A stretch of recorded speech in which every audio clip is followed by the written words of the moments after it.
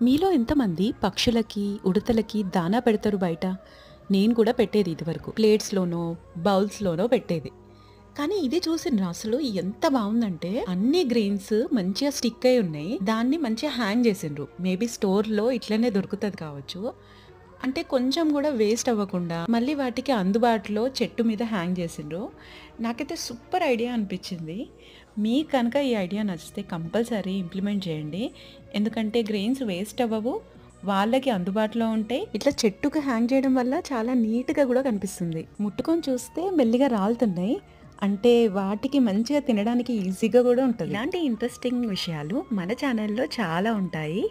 మీకు కనుక ఈ వీడియో నచ్చితే please subscribe to my channel.